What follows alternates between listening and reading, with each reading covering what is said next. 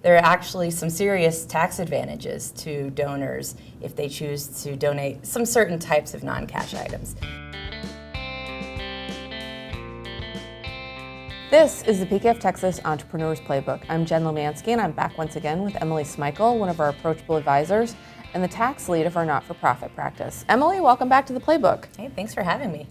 So we've talked all sorts of things not-for-profit, and we know that not-for-profits love cash, money, financial donations.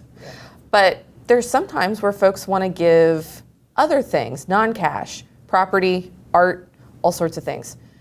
What do charities do with those non-cash donation items? How does that impact them? Sure. Well, as you mentioned, a lot of times cash is king for the receiving organization. But there are some additional tax benefits for a donor to donate appreciated property.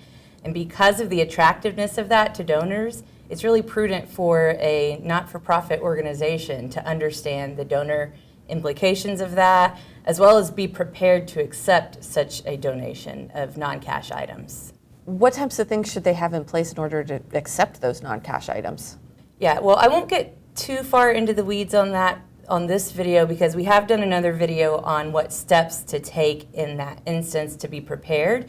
But an organization absolutely should have a gift acceptance policy in place that stipulates the types of gifts they're willing to accept, what they will do with those gifts, etc. So why would somebody want to give a non-cash item as opposed to just, here you go, here's some money? Well, I mean, besides the obvious answer, that's what they have on hand, there are actually some serious tax advantages to donors if they choose to donate some certain types of non-cash items. For example, if they want to donate appreciated stock, there's a double tax benefit to them in that instance. One, they get to take the tax deduction for the higher fair market value rather than their lower basis in the item. And two, they don't have to pay capital gains tax on that difference, that appreciation. So it's quite an attractive option for them. Interesting. So that's definitely something that they should speak to their tax advisor about before even making that donation to the not-for-profit potentially? Absolutely. A donor should definitely consult their tax advisor on these items. And also, there could be the similar benefit in maybe if they want to donate appreciated artwork.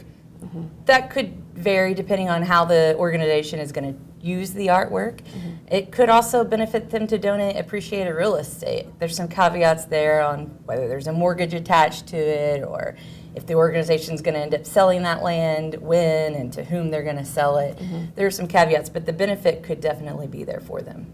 Is it worth it to the not-for-profit organization to make some of those non-cash things that they would like to receive known or public to some of their bigger donors? Like, hey, if you happen to have XYZ, feel free?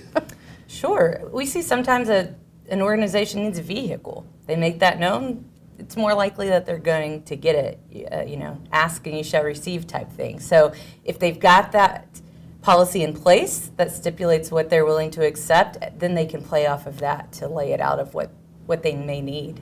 Perfect. Sounds good. I think we'll get you back to talk about some more not-for-profit topics. Sound good? Sounds great. Great. This has been another Thought Leader production brought to you by PKF Texas, the Entrepreneur's Playbook. For more information about this and other not-for-profit topics, visit pkftexas.com/insights.